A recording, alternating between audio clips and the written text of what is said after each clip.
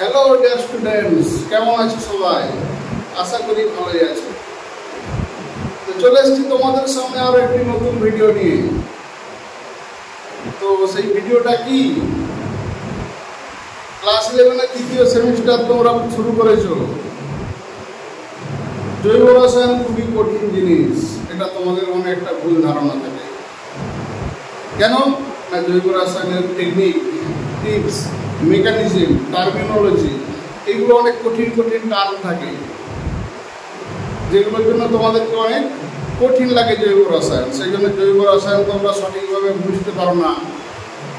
যারা যারা বুঝতে পারছো না, যারা যারা সঠিকভাবে মনে রাখতে পারছো না, কী করে পড়বে, কী করে মনে রাখবে, তো সমস্ত কিছু টেকনিক নিয়ে, সমস্ত কিছু টিপস নিয়ে সহজ ভাষায় সরলভাবে জৈব রসায়নকে বোঝার জন্য আমি চলে এসেছি।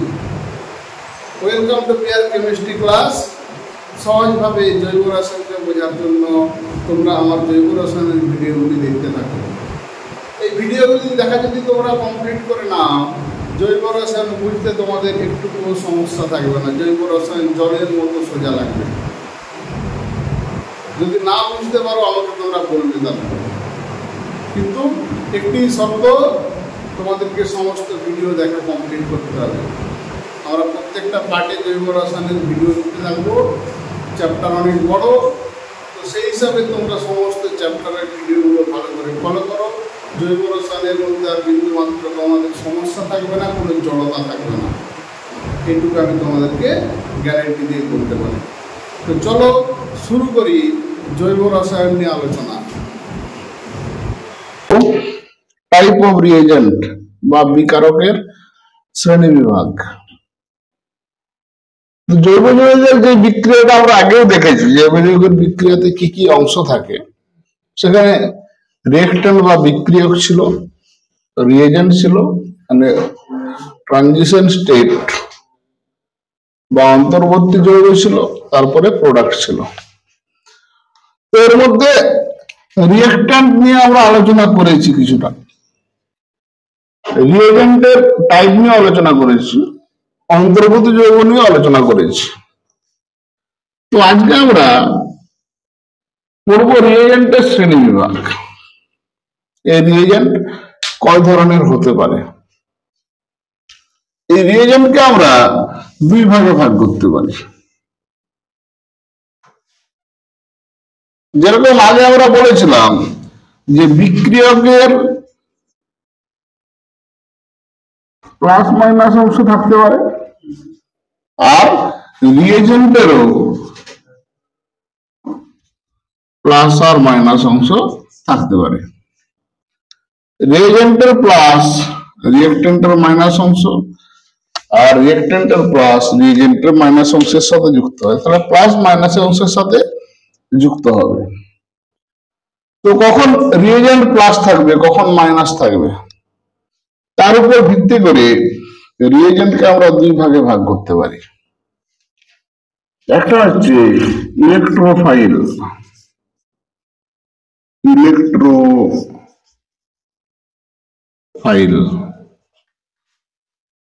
আর একটা হচ্ছে নিউক্লিওফাইল।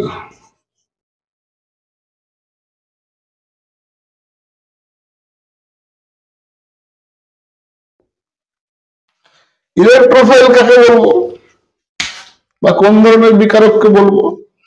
না, যেসব বিকারকের মধ্যে ইলেকট্রনের ঘাটতি আছে, অর্থাৎ যাদের মধ্যে ধনাত্মক আধান থাকবে বা তাদের মধ্যে ইলেকট্রনের ঘাটতি আছে, তাদেরকে আমরা বলবো ইলেকট্রোফাইল। যেহেতু ইলেকট্রনের ঘাটতি আছে, ইলেকট্রনকে আকর্ষণ করবে, সেই জন্য এদেরকে ইলেকট্রন আসক্ত বিক্রিয়ক হিসাবে বলা হয়, আর ইলেকট্রন গ্রহণকারী বিক্রিয়ক হিসাবে বলা হয় ইলেকট্রোফাইলকে। নিউক্লিওফাইল একদম সেই ধরনের বিকারক যেখানে ইলেকট্রন ঘনত্ব বেশি থাকবে, অর্থাৎ যেসব বিকারক বা রিয়েজেন্টের নেগেটিভ আধান থাকবে বা ইলেকট্রন ঘনত্ব বেশি থাকবে, লোন পেয়ার থাকতে পারে, সেই সব বিকারককে আমরা বলবো নিউক্লিওফাইল। এরা কি করবে না, এখানে ইলেকট্রন ঘনত্ব বেশি থাকার জন্য এরা ইলেকট্রন দান করবে। তার মানে নিউক্লিওফাইল হচ্ছে রিয়েজেন্টের নেগেটিভ অংশ, সেটা হচ্ছে নিউক্লিওফাইল। আর ইলেকট্রোফাইল হচ্ছে রিয়েজেন্টের পজিটিভ অংশ। কি বললাম, বোঝা গেল? ইলেকট্রোফাইল আমরা কাকে কিছু উদাহরণ দিয়ে দিই। যেমন H প্লাস, হাইড্রোজেন আছে, ক্যাটায়ন, ইলেকট্রোফাইল। নিউক্লিওফাইল কাকে বলা হবে? একটা উদাহরণ যদি দিই, F মাইনাস, নেগেটিভ আছে। এ পজিটিভ মানে এখানে ইলেকট্রন ঘাটতি আছে, এ কোন দিকে যাবে? যেদিকে ইলেকট্রন ঘনত্ব পাবে, অর্থাৎ বিক্রিয়কের নেগেটিভ অংশের দিকে যাবে। এখানে মাইনাস আছে, নিউক্লিওফাইল মানে মাইনাস, তার মানে এখানে ইলেকট্রন ঘনত্ব বেশি আছে, এ কোন দিকে ছুটবে? আর বিক্রিয়কের পজিটিভ অংশের দিকে ছুটবে। তাহলে রিয়েজেন্টের কোন অংশটা কোন দিকে যাবে, সেটা এই নিউক্লিওফাইল, ইলেকট্রোফাইল বা বিক্রিয়কের প্রকৃতি দেখে আমরা বুঝতে পারবো। কি বললাম, কথাটা বোঝা গেল?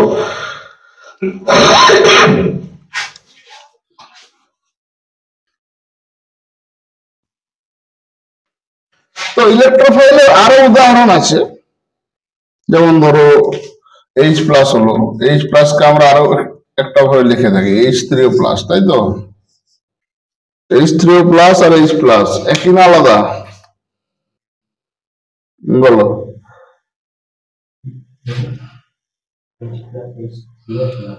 একই না আলাদা?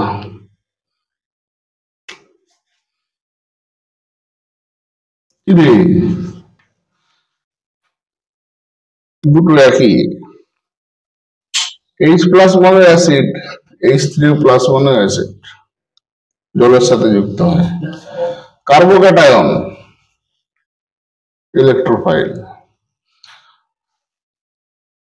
তাহলে যে কোনো পরমাণু বা মূলকের মাথায় যদি প্লাস থাকে, সে হবে ইলেকট্রোফাইল। কিছু কিছু ইলেকট্রোফাইল আছে যাদের মাথায় প্লাস নেই, তারা ইলেকট্রোফাইল। যেমন ধরো BF3,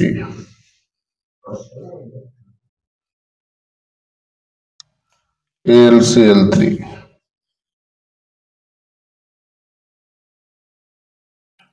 SO3।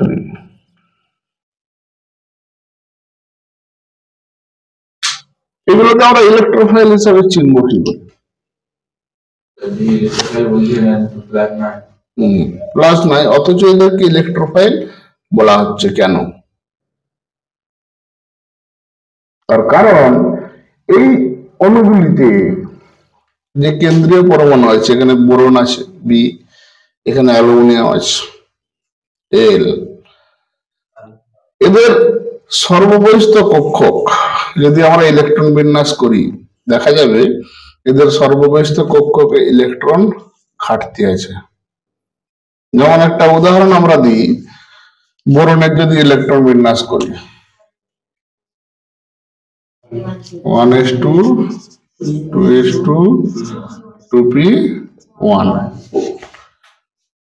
তাহলে এক্সাইটেড স্টেটে এসের একটা ইলেকট্রন পিতে গেল, 2s1 2p2 দিয়ে sp2 সংকরণ করে গঠন তৈরি করে, তাই তো? কিন্তু পিতে কটা ঘর আছে? তিনটে ঘর। পিতে আছে দুটা ইলেকট্রন, তাহলে একটা পি কক্ষ এখানে খালি আছে। এদের ইলেকট্রন ঘাটতি আছে, এরা ইলেকট্রন গ্রহণ করতে পারবে, সেই জন্য এদের আরো একটা নাম হচ্ছে লুইস অ্যাসিড।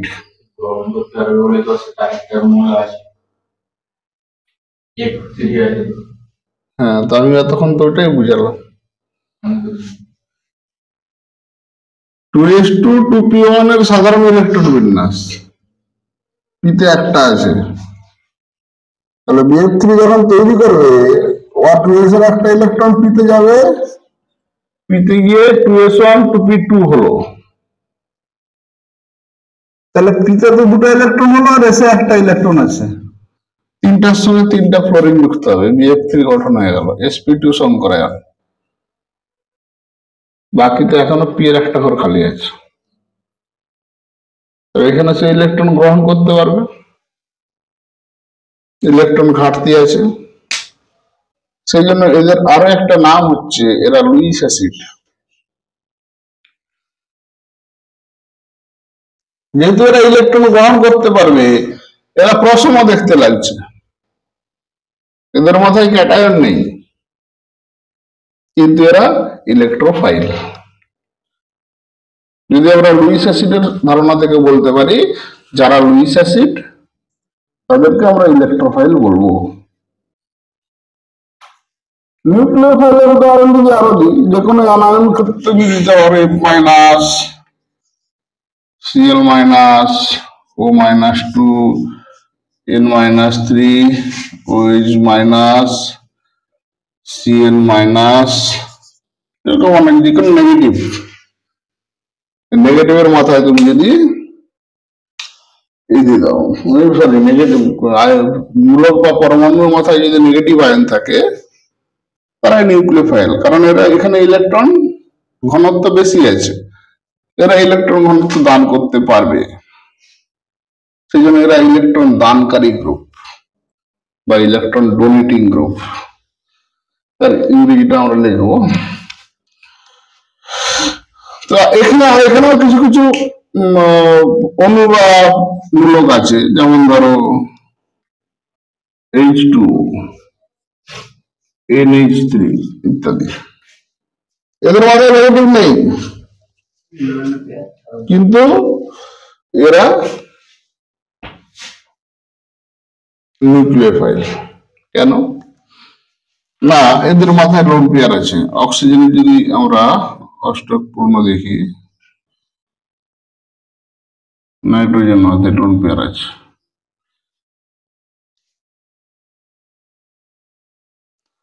এদের মাথায় লোন পেয়ার আছে বলে এরা লোন পেয়ার দান করতে পারে। আর যারা লোন পেয়ার দান করে তারা হচ্ছে লুইস ক্ষার। তাহলে যেসব অণু লুইস ক্ষার, তারা নিউক্লিওফাইল হিসাবে কাজ করে। ঠিক আছে, যেহেতু এরা ইলেকট্রন দান করতে পারে, এদের কিরকম বলা হয়? ইলেকট্রন ডোনেটিং গ্রুপ বা ইডিজি, যারা ইলেকট্রন ঘনত্ব দান করে। এখানে উল্টোটা আছে, ইলেকট্রন এরা গ্রহণ করে ইলেকট্রোফাইলের ক্ষেত্রে, সেই জন্য এর আরেকটা নাম আমরা লিখতে পারবো ইলেকট্রন উইথড্রয়িং গ্রুপ বা ইডব্লিউজি। একটা ইলেকট্রন ডোনেটিং গ্রুপ, একটা ইলেকট্রন উইথড্রয়িং গ্রুপ। এই ইলেকট্রোফাইল নিউক্লিওফাইল আমরা পড়লাম। ইলেকট্রোফাইল নিউক্লিওফাইলের একটা সবচেয়ে বড় বৈশিষ্ট্য হচ্ছে ম্যাক্সিমাম ক্ষেত্রে ইলেকট্রোফাইল নিউক্লিওফাইল একা একা থাকে না।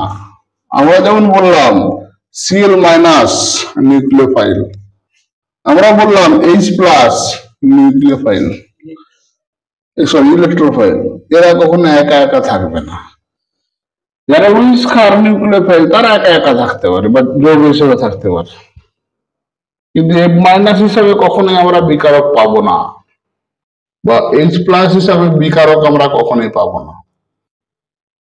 কি বললাম, বুঝে গেল কথাটা? এই নিউক্লিওফাইল বা ইলেকট্রোফাইল যেটাই বলি না কেন, এরা সবসময় যৌগের মধ্যে থাকবে, অনুরূপে থাকবে। যেমন ধরো Cl মাইনাস এরকম ভাবে বিক্রিয়াতে পাবো না, HCl হিসাবে থাকবে। তারপর N-3 OH, NaOH, OH থাকবে ধরো NaOH হিসাবে। হ্যাঁ, তো এই যদি ভাঙে তাহলে কি উৎপন্ন করবে? H plus plus Cl minus.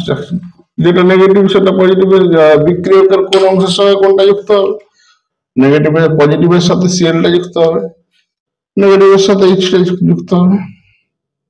OH minus একা একা থাকবে না, এনএইচ হিসাবে থাকবে। ধরো তাহলে এনএইচটা ভাঙে তখন এনএ প্লাস ওএইচ মাইনাস এইভাবে থাকে।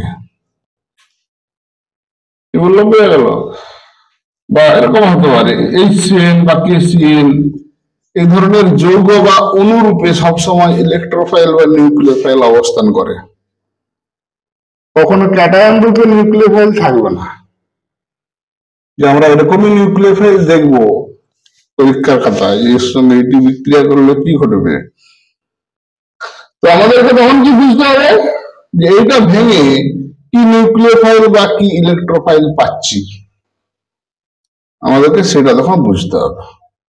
এটা ভেঙে দিলে আমরা বুঝতে পারবো এটা নিউক্লিওফাইল এটা ইলেকট্রোফাইল। বললাম ভাই হলো কথাটা। তো এই জিনিসটার জন্য ইলেকট্রোফাইল নিউক্লিওফাইল এই কনসেপ্টটা আমাদেরকে জানতে হবে। তো ইলেকট্রোফাইল নিউক্লিওফাইল নিয়ে আমরা করবোটা কি?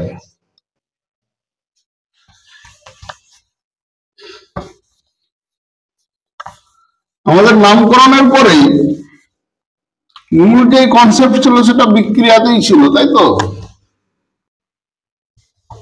বিক্রিয়ার বিভিন্ন অংশ সম্পর্কে আমরা পড়ে এসেছি। বিক্রিয়ক, অন্তর্বর্তী যৌগ, তারপরে বিকারক বা রিয়েজেন্ট, এইগুলো নিয়ে আমরা পড়লাম। এবার এইগুলো দিয়ে তৈরি হয় কি? প্রোডাক্ট।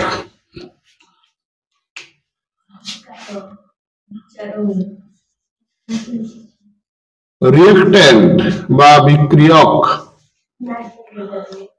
এর সাথে যুক্ত হয় কে না রিয়েজেন্ট। মাঝখানে তৈরি হয় অন্তর্বর্তী যৌগ, আর পরে তৈরি হয় প্রোডাক্ট। এর বিভিন্ন অংশ নিয়ে আমরা নামকরণের পর থেকে আলোচনা করছি। তো এই সবগুলো মিলিয়ে যেটা তৈরি হচ্ছে এটা হচ্ছে অর্গানিক কেমিক্যাল রিঅ্যাকশন।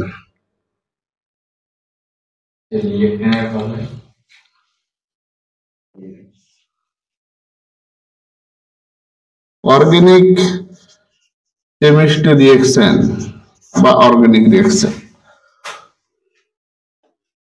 বা কেমিক্যাল রিঅ্যাকশনও আমরা বলতে পারি। এই সমস্ত জিনিসগুলো নিয়ে যে বিক্রিয়াটি তৈরি হচ্ছে এই বিক্রিয়াটি হচ্ছে কেমিক্যাল রিঅ্যাকশন।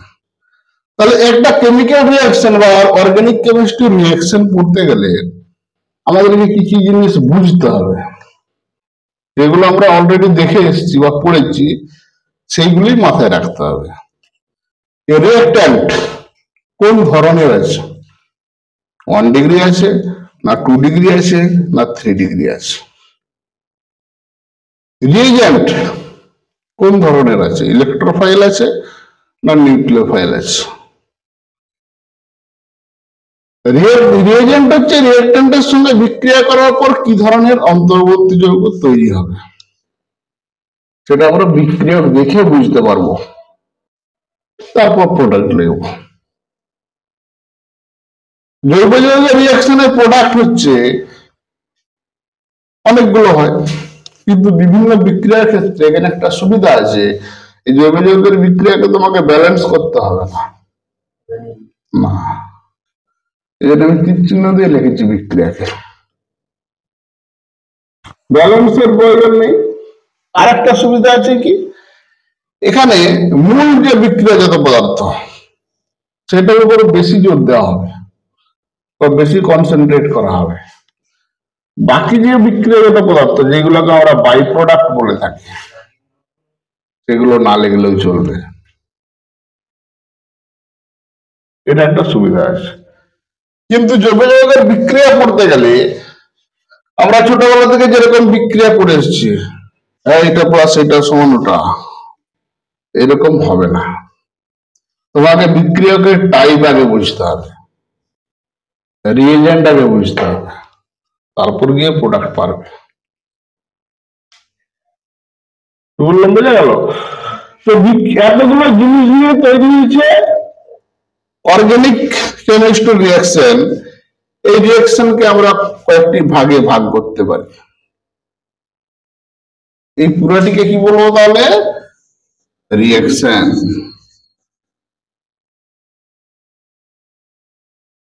বা জৈব যৌগের বিক্রিয়া। এখানে কয় ধরনের রিয়াকশন আমরা করব। এই রিয়াকশনের কিছু কিছু ভাগ আছে।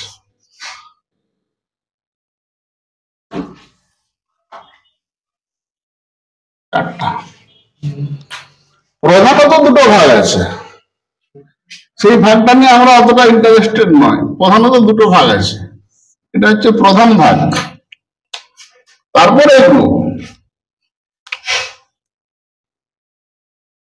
এই ভাগটা হচ্ছে বিভাজনের উপর ভিত্তি করে। বিভাজন আমরা পড়েছি হোমোলাইটিক, হেটারোলাইটিক। তো বিভাজনের উপর ভিত্তি করে জৈব যৌগের বিক্রিয়া দুই ধরনের হয়। একটা হচ্ছে মুক্তমূলক দ্বারা বিক্রিয়া বা free radical mechanism. Free radical তৈরির মাধ্যমে বা মুক্তমূলক তৈরির মাধ্যমে এই জৈব যৌগের বিক্রিয়া ঘটে থাকে, যেটাকে আমরা হোমোলাইটিক ক্লিভেজ বলে থাকি। হোমোলাইটিক ক্লিভেজের ফলে যে বিক্রিয়া ঘটবে তাকে আমরা বলবো মুক্তমূলকের বিক্রিয়া। আরেকটা হচ্ছে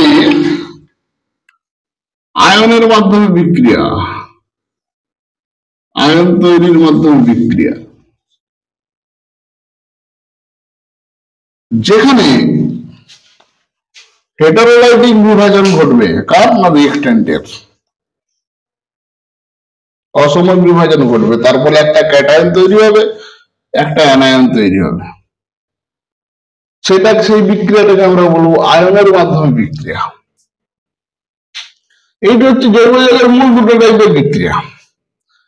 এগুলো টাইপ আমরা বলবো না, এগুলো মেকানিজম বলবো, যে প্রক্রিয়া, কোন প্রক্রিয়াতে বিক্রিয়াটা ঘটবে, এই মেকানিজম।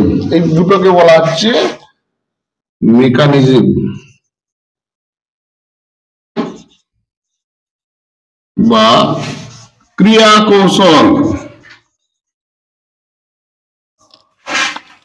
মেকানিজম বা ক্রিয়া কৌশল। একটা জৈব যৌগের বিক্রিয়া কোন মেকানিজমে ঘটবে? ফ্রি রেডিক্যাল মেকানিজমে ঘটবে না আয়ন তৈরির মাধ্যমে ঘটবে, সেটা আমরা বিক্রিয়া এবং রিয়েজেন্ট দেখলে বুঝতে পারবো। তো এই দুটো মেকানিজমের মধ্যেই জৈব যৌগের সমস্ত বিক্রিয়া ব্যাখ্যা করা যাবে। এই দুটো মেকানিজমের মধ্যে সমস্ত জৈব যৌগের বিক্রিয়া আছে, হয় ফ্রি রেডিক্যাল মেকানিজম হবে কিংবা আয়ন তৈরি হবে। এই দুটোর মাধ্যমে সমস্ত জৈব যৌগের বিক্রিয়া ঘটবে। তো সেই বিক্রিয়াগুলো কি কি? না, প্রথম যদি আমরা ভাগটা দেখি জৈব যৌগের বিক্রিয়া, তোমার প্রতিস্থাপন বলে, প্রতিস্থাপন বিক্রিয়া বা ইংরেজিতে একে বলা হয় সাবস্টিটিউশন।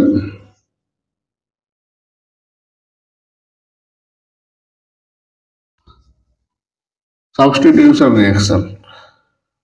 এরপরের বিক্রিয়া অ্যাডিশন রিঅ্যাকশন বা যুত বিক্রিয়া। যুত বিক্রিয়া বা ইংরেজি যদি আমরা বলি একে বলবো অ্যাডিশন রিঅ্যাকশন। এরপরে অপনয়ন বিক্রিয়া।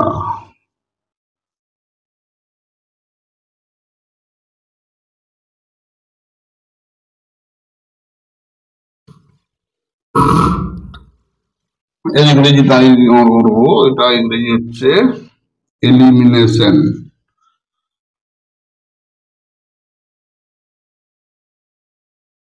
Elimination reaction.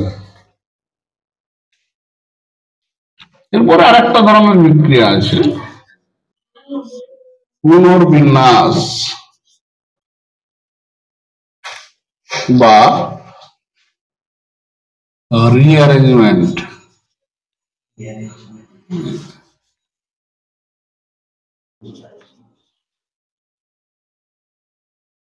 রিঅ্যারেঞ্জমেন্ট রিঅ্যাকশন, এই চার ধরনের বিক্রিয়ার মধ্যে সমস্ত জৈব যৌগের বিক্রিয়া থাকবে। কোনটা প্রতিস্থাপন, কোনটা দ্রুত, কোনটা অপনয়ন, কোনটা পুনর্বিন্যাস। এর মধ্যে পুনর্বিন্যাস বিক্রিয়া বা রিঅ্যারেঞ্জমেন্ট রিঅ্যাকশন আমরা খুব কমই দেখতে পাবো, বেশি দেখতে পাবো এই তিন ধরনের বিক্রিয়া। প্রতিস্থাপন বা সাবস্টিটিউশন, অ্যাডিশন বা দ্রুত বিক্রিয়া, অপনয়ন বা এলিমিনেশন রিঅ্যাকশন।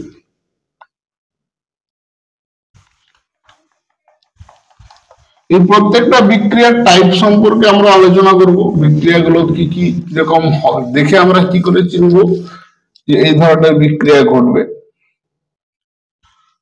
আর এই ধরনের বিক্রিয়া ঘটার জন্য কি ধরনের লাগবে, বিকারক লাগবে।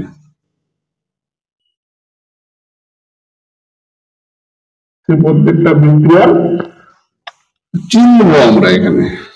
বিক্রিয়ার ডিটেলস আমরা পরে পরে জানবো, ডিটেলস নয়, ডিটেলসটা এখানে জানবো, উদাহরণ পরে পরে জানবো। তো প্রথমে যে বিক্রিয়াটা আমরা বললাম কি না, প্রতিস্থাপন বিক্রিয়া।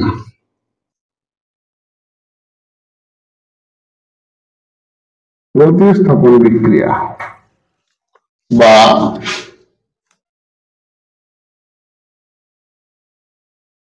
Substitution reaction.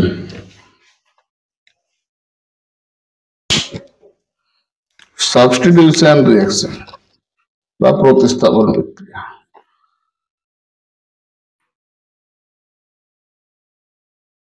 এই সাবস্টিটিউশন রিঅ্যাকশন এর মেন ফ্রেম কি, বিক্রিয়াটা কিরকম হয় না, আর একটা জৈব যৌগের অংশ, এর সাথে যে কোনো কার্যকারী গ্রুপ আছে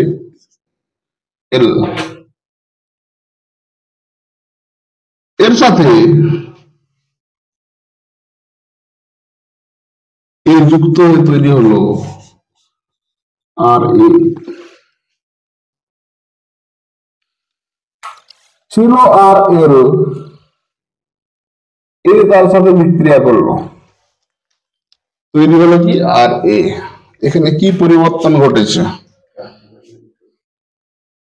বলো?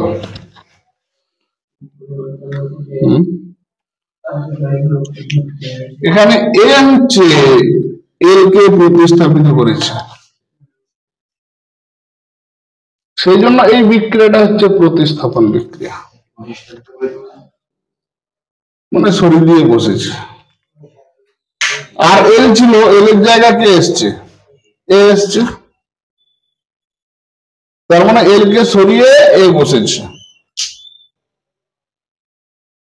সেই জন্য এটি প্রতিস্থাপিত করেছে।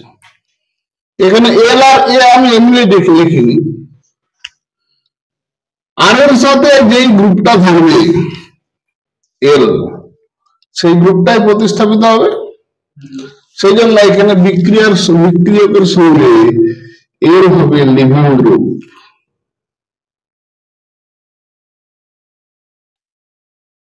যে বাইরে বেরিয়ে যাবে, লিভিং গ্রুপ। এ যে বাইরে বের করবে সে হবে অ্যাটাকিং স্পিসিস বা রিজেন্ট।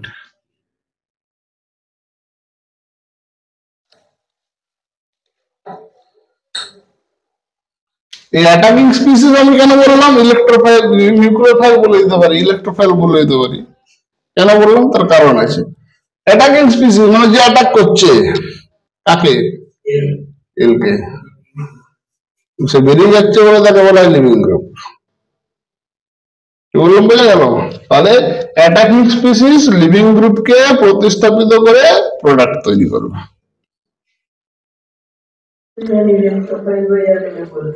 বলছি এই অ্যাটাকিং স্পিসিস দুই ধরনের হতে পারে। একটা হচ্ছে নিউক্লিওফাইল হতে পারে, অ্যাটাকিং স্পিসিস নিউক্লিওফাইল হতে পারে, একটা আগে দেখলাম। আর কি হতে পারে না ইলেকট্রোফাইল হতে পারে। ইলেকট্রোফাইল হতে পারে যদি অ্যাটাকিং স্পিসিস নিউক্লিওফাইল হয়। এই নিউক্লিওফাইলকে আমরা রিঅ্যাকশনের সময় NU বা NU মাইনাস দিয়ে প্রকাশ করে থাকি। এটা তো জেনারেল নিউক্লিওফাইলের সংকেত NU।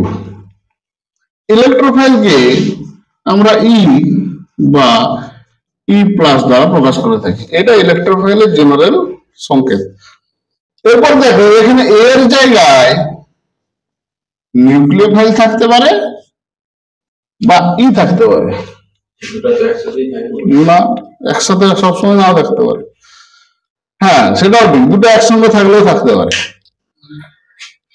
কোনটা এসে আরকে প্রতিস্থাপিত করবে সেটা নির্ভর করবে লিভিং গ্রুপ কি তার উপরে। লিভিং গ্রুপ যদি প্লাস হয় তাহলে নিউক্লিওফাইল আসবে, না লিভিং আর উপর আটটা যদি দেখি এটা এটা এখানে যদি ইলেকট্রন ঘাটতি থাকে তাহলে নিউক্লিওফাইল আসবে, এখানে যদি ইলেকট্রন আধিক্য থাকে তাহলে ইলেকট্রোফাইল আসবে। এর উপর নির্ভর করে এই অ্যাটাকিং এজেন্টের উপর নির্ভর করে এই প্রতিস্থাপন বিক্রিয়াকে দুই ভাগে ভাগ করা যায়। একবার নিউক্লিওফাইল অ্যাটাক করবে, একবার ইলেকট্রোফাইল অ্যাটাক করবে। যখন নিউক্লিওফাইল অ্যাটাক করবে তখন সেই বিক্রিয়ার নাম হচ্ছে নিউক্লিওফিলিক সাবস্টিটিউশন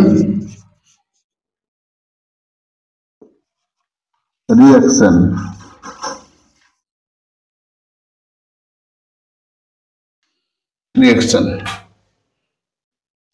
বা একে শর্ট ফর্মে বলা হয় বড় হাতের এস তার নিচে এন, এসএন রিঅ্যাকশন। আর একটা আসছে ইলেকট্রোফিলিক সাবস্টিটিউশন রিঅ্যাকশন। ইলেকট্রোফিলিক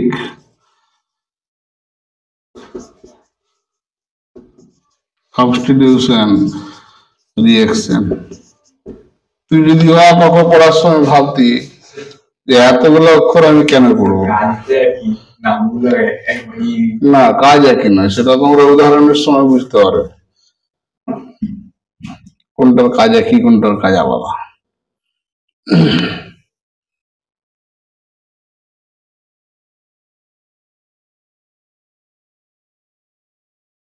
তো আমাদেরকে মেনলি ফোকাস করতে হবে নিউক্লিওফিলিক সাবস্টিটিউশন রিঅ্যাকশন। ইলেকট্রোফিলিকটা হালকা দেখো, বেঞ্জিনের বিক্রিয়া তো বেঞ্জিনে গিয়ে আমরা পড়বো ভালো করে, এটা বেঞ্জিনের ক্ষেত্রে ঘটে থাকে। তো আমরা এখন ফোকাস করবো কি নিউক্লিওফিলিক সাবস্টিটিউশন রিঅ্যাকশন, এর উপর নির্ভর করে। তাহলে সাবস্টিটিউশন ও প্রতিস্থাপন বিক্রিয়ার দুটো ভাগ আমরা দেখলাম, কিসের উপর ভিত্তি করে সেটাও দেখলাম। সেই দুটো ভাগের একটা ভাগ নিয়ে আমরা আলোচনা করব এখানে, সেটা হচ্ছে এসএন রিঅ্যাকশন। এসএন অর্থাৎ নিউক্লিওফিলিক সাবস্টিটিউশন রিঅ্যাকশন বা নিউক্লিওফিলিক প্রতিস্থাপন বিক্রিয়া। এই বিক্রিয়াটা কি না, এই বিক্রিয়াটা যে আমার ফ্রেমে, এই বিক্রিয়ার ফ্রেম আবার ফিক্সড। ওটা জেনারেল ফ্রেম ছিল, এই বিক্রিয়ার ফ্রেম ফিক্সড। কি না আর এর সাথে লিভিং গ্রুপ থাকবে, এটা জৈব যৌগ রিঅ্যাক্ট্যান্ট। এখানে বিক্রিয়ক হিসাবে নিউক্লিওফাইল থাকবে, সরি বিকারক হিসাবে নিউক্লিওফাইল থাকবে। এই নিউক্লিওফাইল এসে আরে যুক্ত হবে, এনটাকে সরিয়ে দেবে, প্রতিস্থাপন হয়ে গেল। সেই জন্য এটাকে বলা হচ্ছে নিউক্লিওফিলিক সাবস্টিটিউশন রিঅ্যাকশন, যেখানে নিউক্লিওফাইল এসে প্রতিস্থাপন ঘটাচ্ছে বলে তার নাম এরকম ঘটেছে, এরকম রাখা হয়েছে, নিউক্লিওফাইল এসে প্রতিস্থাপন ঘটাচ্ছে। সেই জন্য এই বিক্রিয়াটার নাম হচ্ছে নিউক্লিওফিলিক প্রতিস্থাপন বিক্রিয়া।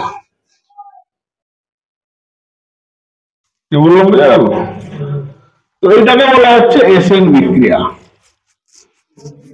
এসএন নিউক্লিওফিলিক সাবস্টিটিউশন, তার ইংরেজিটা আমরা বললাম।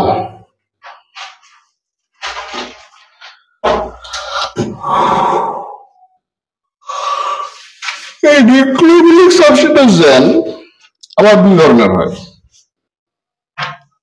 এসএন বিক্রিয়া মূল ফ্রেমটা বোঝা গেল।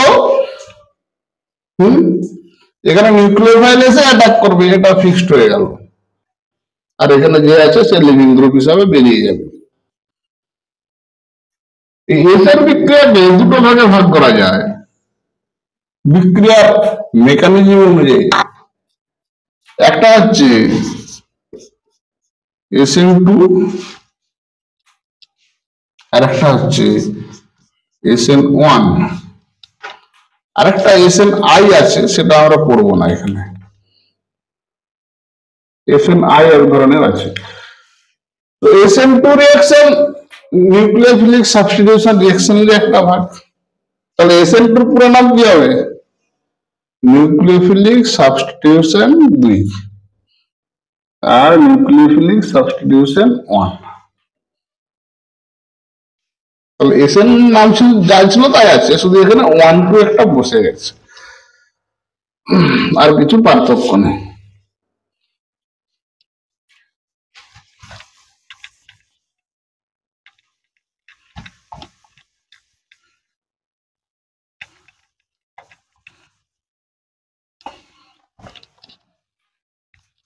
হ্যাঁ, এখানে একটা জিনিস আর একটা ক্লিয়ার করে নিই। এসএন বিক্রিয়ায় আরএল প্লাস নিউক্লিওফাইল, তো নিউক্লিওফাইল এসে অ্যাটাক করবে। নিউক্লিওফাইল নেগেটিভ, তাহলে এখানে লিভিং গ্রুপ কি হবে? পজিটিভ না নেগেটিভ? নেগেটিভ, নেগেটিভ হতে হবে, তখন আর কে পজিটিভ হতে হবে। কারণ যদি আর পজিটিভ না হয়, লিভিং গ্রুপ যদি পজিটিভ হয়, নিউক্লিওফাইল লিভিং গ্রুপের সঙ্গে যোগ হয়ে যাবে। কি বললাম বুঝে গেল কথাটা? সেই জন্য লিভিং গ্রুপ এখানে সর্বদা ইলেকট্রোনেগেটিভ হতে হবে এসএন বিক্রিয়াতে, সেটা SN1 হোক বা SN2 হোক, যাই হোক না কেন, লিভিং গ্রুপ সবসময় নেগেটিভ হতে হবে।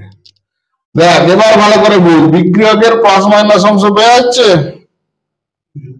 নিউক্লিওফাইল রিএজেন্টের মাইনাস অংশ কোথায় যুক্ত হবে? না প্লাস অংশে। এর সাথে পুরো যুক্ত হবে কি? লিভিং গ্রুপ যেহেতু মাইনাস বেরাবে কেন? মাইনাসকে মাইনাসের সাথে অ্যাটাক করছে, সেখানে বন্ধন শক্তি তৈরি আর ভাঙার ব্যাপার থাকবে, সেটাও দেখাবো। বন্ধন শক্তি কোথায় বেশি হবে, কোথায় কম হবে, ভাঙার পরে বন্ধন শক্তি বেড়ে গেল, তখন তো সেগুলো মানবে।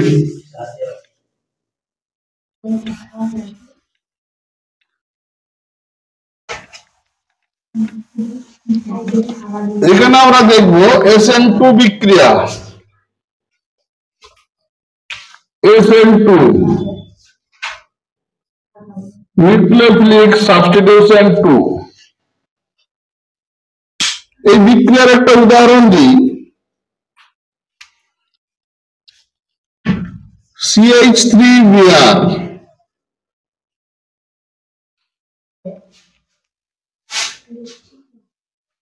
এর সাথে যুক্ত হবে KOH।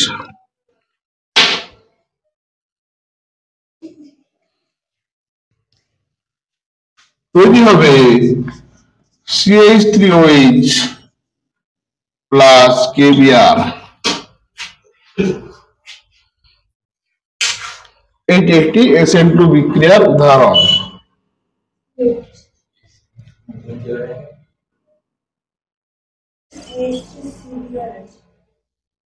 কোনো সমস্যা নেই, CH3 হতে CBr আছে। তো CH3Br যদি আমরা দেখি এর গঠনটা দেখো,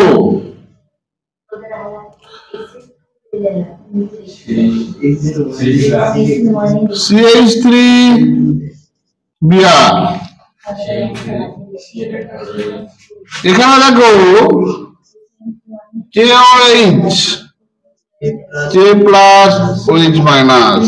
এবার কথা হচ্ছে KOH কখন ভাঙবে?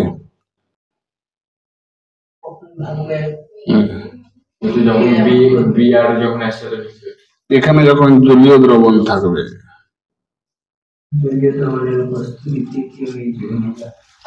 মাধ্যমিকের পড়া, গলিত বা দ্রবীভূত অবস্থায় আয়নিত হয়। তাহলে KOH K plus OH minus ভেঙে গেল। এখানে Br তো নেগেটিভ অংশ, A পজিটিভ অংশ। তাহলে দেখো এখানে Br হচ্ছে লিভিং গ্রুপ, তাই তো, আর OH এটা হচ্ছে নিউক্লিওফাইল, আর এই পুরোটা হচ্ছে রিঅ্যাকট্যান্ট, এই পুরোটা হচ্ছে রিএজেন্ট। কি ঘটে না OH মাইনাস এসে CH3 তে যুক্ত হবে, আর তখন ব্রোমিন মাইনাস গিয়ে K প্লাসে যুক্ত হবে। একজনের প্লাস একজনের মাইনাস, তৈরি হয়ে গেল কি CH3OH প্লাস KBr। তো এই বিক্রিয়াটাকে আমরা SN2 কেন বলবো?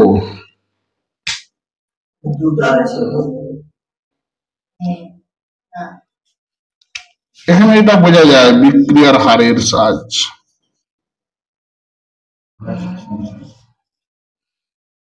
বিক্রিয়ার হার এটা আমরা এখানে পড়বো না, 12 পড়ব।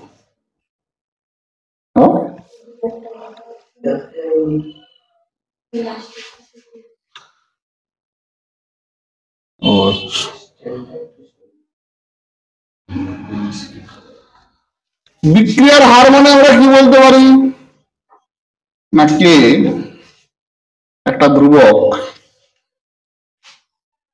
কনসেন্ট্রেশন অফ বিক্রিয়ক CH3Br আর KOH।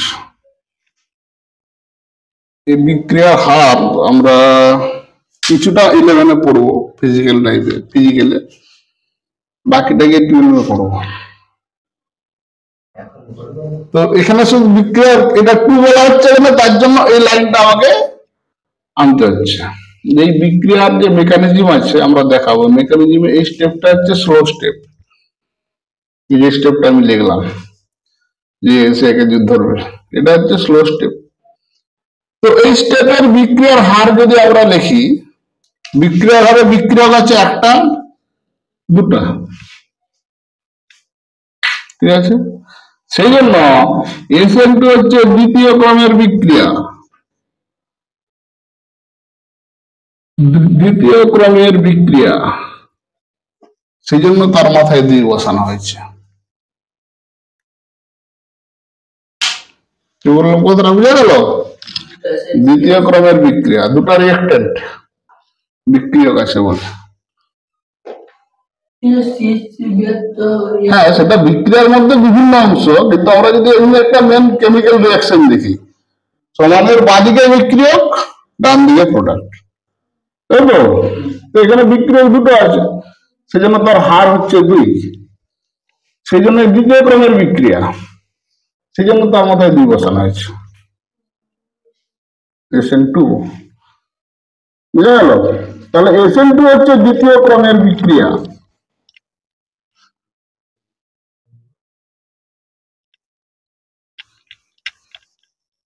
যদি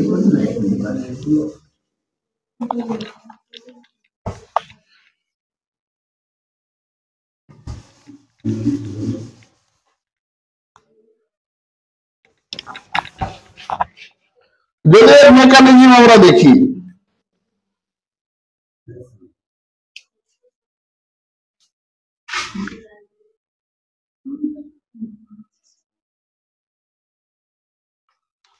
কার্বনের 4টি যোগ্যতা কিভাবে লেখা হয়? ভ্যান টপ লাবেল অনুযায়ী মনে আছে? ভ্যান টপ আর লাবেলের গঠন, ভ্যান টপ আর লাবেলের ত্রিমাত্রিক গঠন মনে আছে?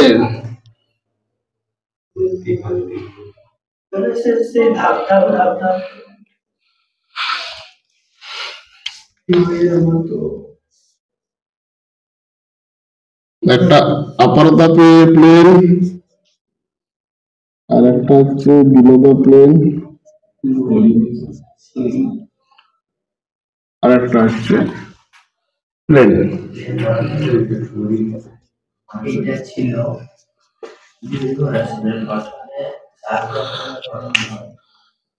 তাহলে এই দুটো যে লাইনের বর্ণনা দুটো ইন প্লেন, মোটা বন্ধনটা আপার দা প্লেন আর ডট বন্ধনটা হচ্ছে বিলো দা প্লেন। তোর মেকানিজম যদি আমরা দেখি কি দেখবো? মেকানিজম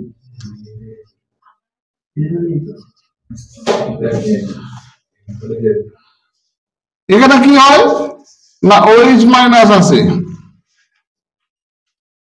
রিএজেন্ট হিসাবে, এসে কি ঘটায় না, এসে কার্বনে ধাক্কা দেয়। ঠিক আছে, কার্বনে ধাক্কা দিলে ব্রোমিন গিয়ে লিভিং গ্রুপ হিসাবে যে কে প্লাসের সঙ্গে যুক্ত হয়ে গেল।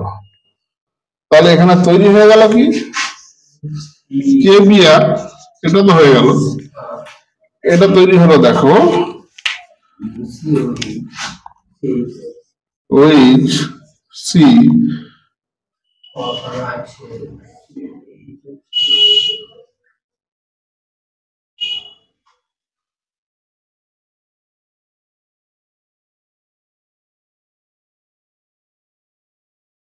এইচ, ওইচ যুক্ত হয়ে গেল,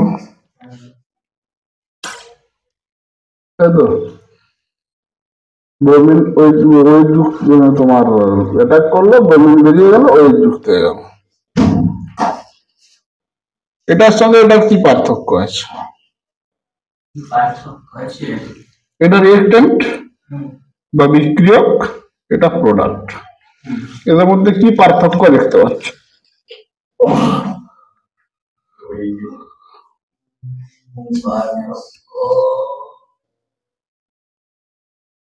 এই যুগলা ডান দিকে চলে এসছে।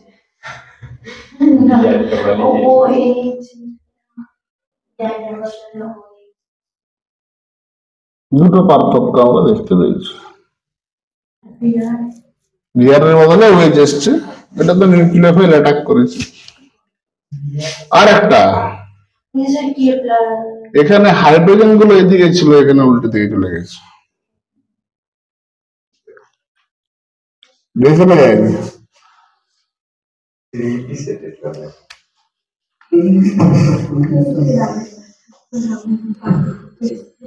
এই যে SN2 বিক্রিয়ায়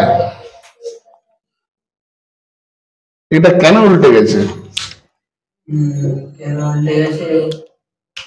তার কারণ হচ্ছে নিউক্লিওফাইল ব্যাক সাইড অ্যাটাক করেছে।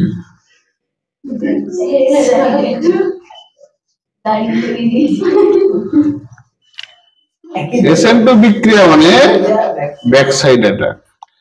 তাহলে এই কার্বনের মধ্য দিয়ে ভিতর দিয়ে এসে এই কার্বন অ্যাটাক করে, তাহলে এই হাইড্রোজেন গুলো তখন কি হবে? উল্টো দিকে যাবে। হ্যাঁ, সেটাও আসবো।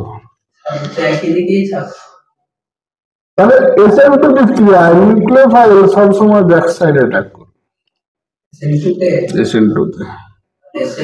সেই জন্য এই কার্বনের যে যোগ্যতা গুলো বা বন্ধনের বিন্যাস গুলো প্রোডাক্টে গিয়ে উল্টে যায়, এটাকে বলা হয়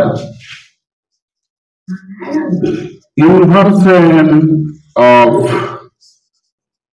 কনফিগারেশন।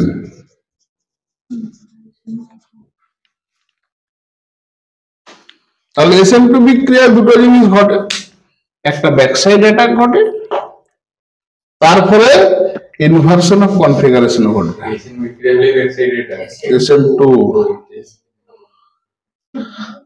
তাহলে এই দুটো জিনিস SN2 সম্পর্কে আমাদেরকে মনে রাখতে হবে।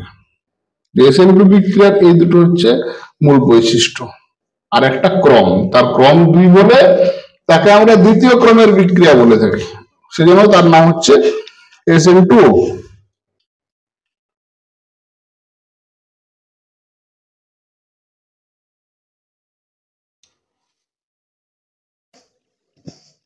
এটা বোঝা গেল? এরপর SN1,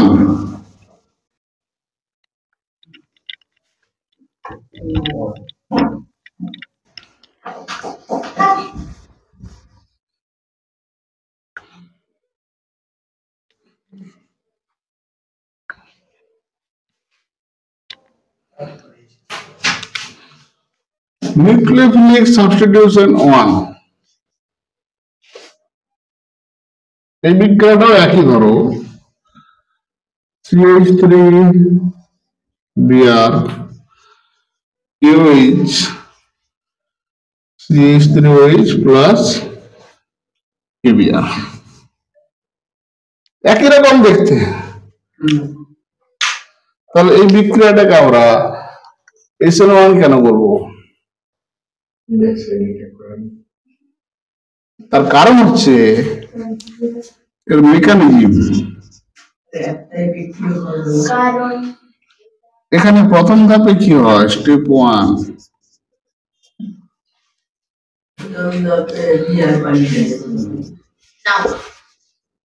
CH3Br ভেঙে গিয়ে তৈরি হয় CH3 plus plus Br minus.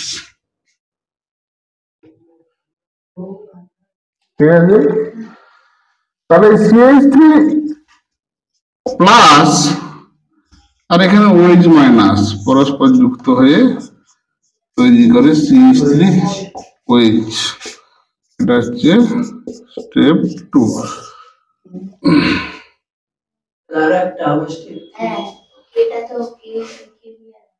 কোনটা? হ্যাঁ, সেটা তো একসঙ্গে হয়ে যাবে, ওটা বাই প্রোডাক্ট, ওটা নিয়ে ভাবছে না। এখানে যে তোমার ইন্টারমিডিয়েট স্টেপ বা ট্রানজিশন স্টেট বা অন্তর্বর্তী যৌগ, এই যে CH3 প্লাস প্রথমে তৈরি হচ্ছে, এখানে বিক্রিয়ার হার যদি আমরা দেখি, হার সমান কি ইন্টু শুধুমাত্র এর ঘনত্ব। এটা ভেঙে গিয়ে প্রথমে তো এটাই তৈরি হচ্ছে, তাহলে বিক্রিয়া বলতে শুধু এইটুকু অংশ, আগে এটা তৈরি হচ্ছে, তারপর গিয়ে ওই অ্যাটাক করছে, এটা পরের ধাপ। মানে মাঝখানে একটা ধাপ লিখলে হতো, এই CH3 প্লাস এ আছে, এখানে এসে ওইচ কে অ্যাটাক করছে, তার মানে একটা ধাপে একা আছে, সেই জন্য এই বিক্রিয়ার হার হচ্ছে কে আর CH3 প্লাস। এখানে যদি একটি বিক্রিয়ক আছে, সেই জন্য এটি প্রথম ক্রমের বিক্রিয়া।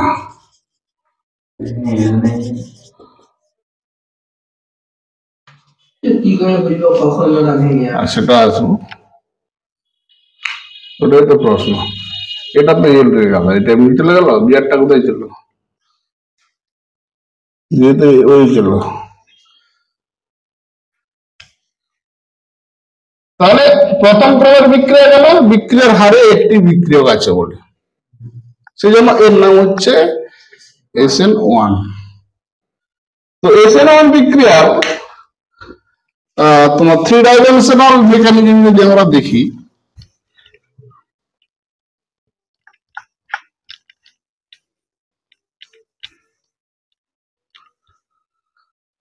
তো বিক্রিয়ক প্রথমে গিয়ে কি করলো না, কার্বোক্যাটায়ন তৈরি করলো, তাই তো, কার্বোক্যাটায়ন তৈরি করলো CH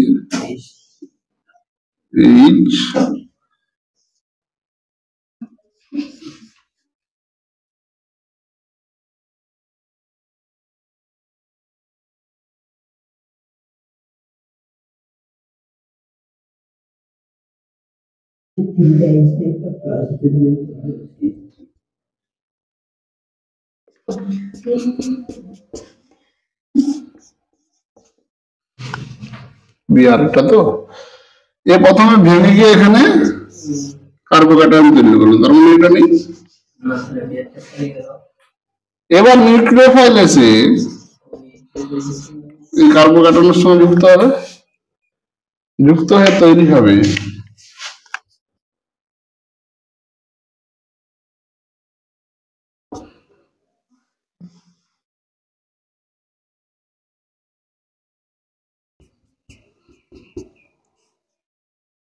প্রোডাক্ট।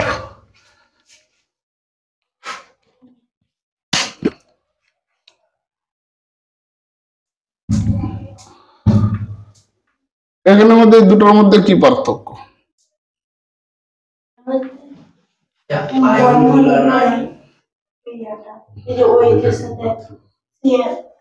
বন্ধন এটা যুক্ত হয়েছে বলেই তো বন্ধন তৈরি।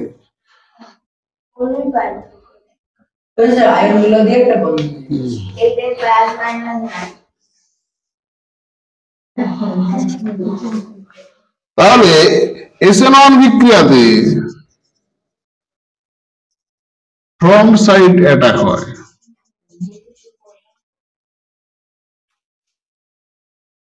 এর ফলে কি হয়, এখানে কনফিগারেশন যেটা ছিল সেটাই থাকবে। এই জন্য SN1 বিক্রিয়ার ক্ষেত্রে লেখা হয় রিটেনশন অফ কনফিগারেশন।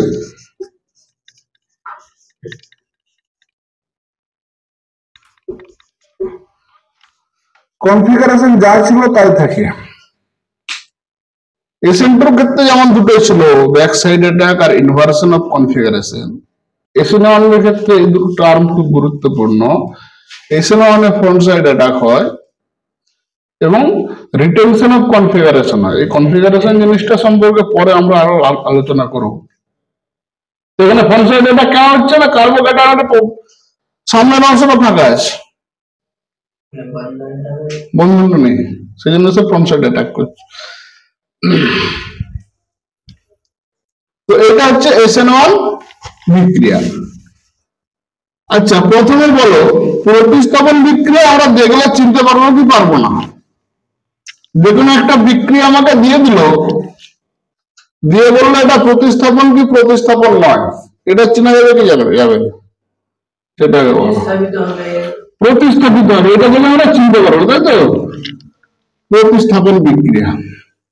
এবার প্রতিস্থাপন বিক্রিয়ার মধ্যে যদি বলে দেয় SN1 আর SN2, তখন আমরা কি করে চিনব? সেই জন্য আমাদেরকে পড়তে হবে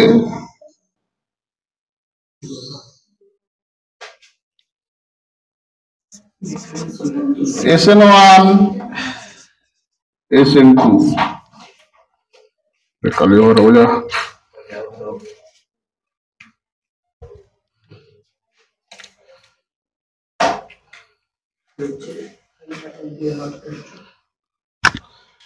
তাহলে SN1 আর SN2 এই দুটোকে আমরা কি করে চিনবো আর কি করে আলাদা করব? না, SN1 এর ক্ষেত্রে আমরা কি দেখেছিলাম না,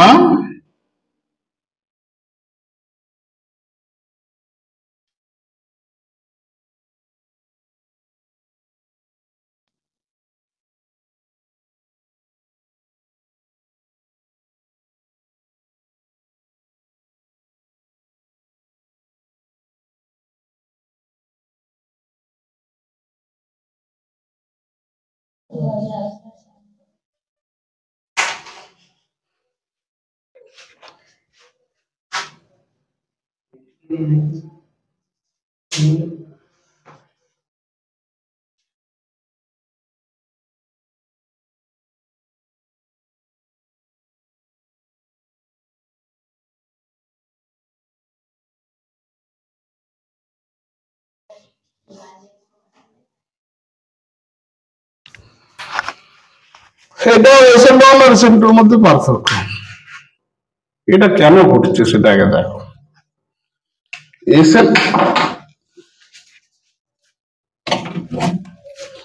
SN1 এর ক্ষেত্রে দেখো এখানে প্রথমে কার্বোক্যাটায়ন তৈরি হচ্ছে, এটা ভেঙে গিয়ে, তাহলে নিউক্লিওফাইল এসে প্রথমে প্লাসকে অ্যাটাক করবে, সে আর এতদূর ঘুরতে চাইবে না, কারণ এইখানে ফাঁকা জায়গা আছে। কার্বোক্যাটায়ন তৈরি হয়েছে, অনেক ইলেকট্রন ঘাটতি আছে, সে সহজেই ইলেকট্রন ঘাটতির জায়গাটাতে প্রবেশ করবে, সেই জন্য এখানে ফ্রন্ট সাইড অ্যাটাক ঘটে। SN2 দেখো ওয়েজ মাইনাস বিয়ার মাইনাস, দুটোই তো মাইনাস, তাহলে এই মাইনাসের মধ্যে দিয়ে কি ঢুকতে চাইবে? এখানে পারবে না। তার কারণ হচ্ছে এটা ভাঙছে না বলে ওয়েজ মাইনাসটা সেজন্য ব্যাক সাইড দিকে আসছে, ব্যাক সাইডে এসে একে ধাক্কা দিচ্ছে, তবে বেরোচ্ছে। সেটা আসবো। তাহলে এই জন্য এটা SN2 ব্যাক সাইড এটা কেন করছে না? এখানে ফ্রন্ট সাইডের বন্ধনটা ভাঙছে না, মানে এই এটাও মাইনাস এটাও মাইনাস, পরস্পর যখন কাছাকাছি আসবে বিকর্ষণ হবে, সেই জন্য ফ্রন্ট সাইড অ্যাটাক SN2 তে হয় না। জিনিসটা ক্লিয়ার হলো কি হলো না? সেই জন্য ব্যাক সাইড অ্যাটাক হয়, ইনভার্সন অফ কনফিগারেশন হয়। তাহলে এইখান থেকে SN1 SN2 এই দুটোকে আমরা চিনবো কি করে, কোনটা SN1 কোনটা SN2? কারণ এদের মধ্যে পার্থক্য শুধু একটা জায়গাতে, একটাই কার্বোক্যাটায়ন হচ্ছে, একটাই কার্বোক্যাটায়ন হয়নি। কোনটাতে হচ্ছে কেন হচ্ছে, কোনটাতে হয়নি কেন হয়নি, এটা হচ্ছে প্রশ্ন।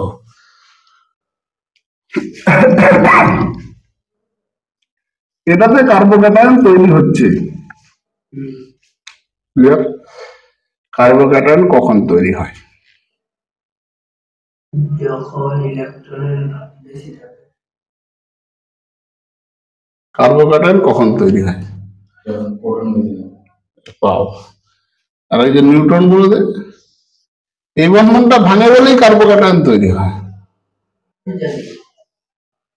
কিন্তু কার্বোক্যাটায়ন তৈরি হবে কেন না? যখন সে স্থায়িত্ব লাভ করবে,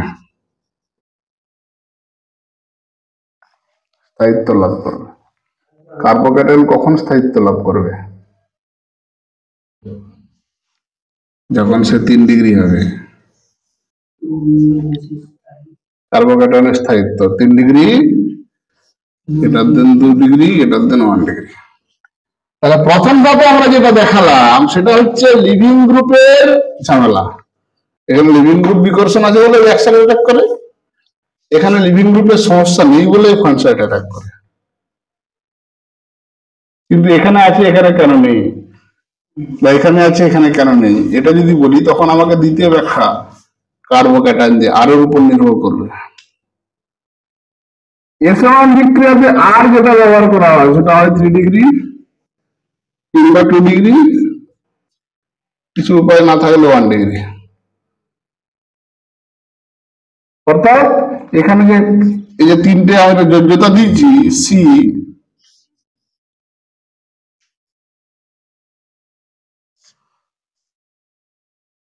এখানে তিনটেই আছে CH3 গ্রুপ।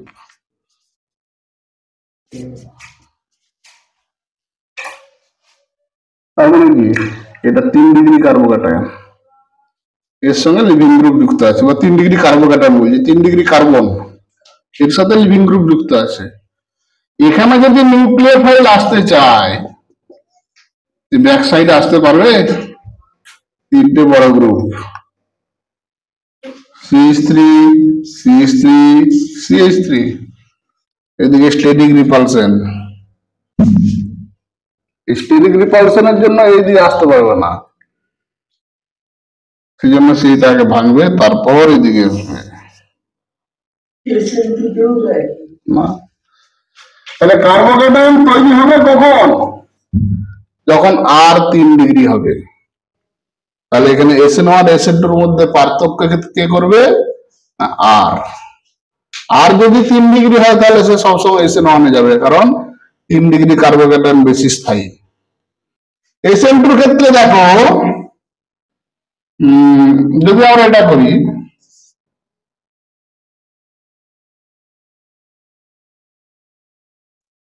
এগুলো এইচ থাকে, তো একটা CH3 থাকলো।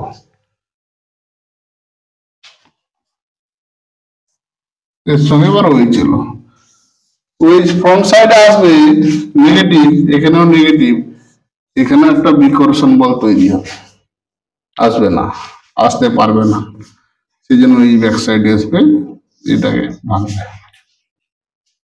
কারণ ব্যাক সাইডে জায়গা ফাঁকা আছে। এখানেও তো একটা CH3 না, তিনটে এইচ, এখানে CH3 হলো তো না তিনটে CH3, সেই জন্য এই আরটা হচ্ছে 3 ডিগ্রি, এই আরটা হচ্ছে 1 ডিগ্রি। SN1 SN2 আমরা চিনব কি করে? যদি আর 3 ডিগ্রি বা 2 ডিগ্রি হয় তাহলে SN1 বিক্রিয়া বেশি হবে, যদি আর 1 ডিগ্রি হয় তাহলে SN1 হবে না, SN2 হবে। এটা তো বিক্রিয়া দেখলে বুঝতে পারবে। ধরো CH3Br একটা বিক্রিয়া আমরা লিখলাম, CH3CBr যেটা ও বলছিল, আর একটা হচ্ছে CH3Br, দুটোর মধ্যে কি পার্থক্য আছে? তিনটে H আছে আর এখানে তিনটা CH3 তাহলে এটা 3 ডিগ্রি, এটা 1 ডিগ্রি, তাহলে 3 ডিগ্রি আর মানে সে SN1 বিক্রিয়া করবে, আর 1 ডিগ্রি আর মানে সে SN2 বিক্রিয়া করবে। সেই জন্য SN1 এর ক্রম হচ্ছে 3 degree greater than 2 degree greater than 1 degree, আর SN2 এর ক্রম হচ্ছে 1 degree greater than 2 degree greater than 3 degree. আমি বলিনি বল, বুঝে গেছে? বেশ, আজকে এটাই থাক। এই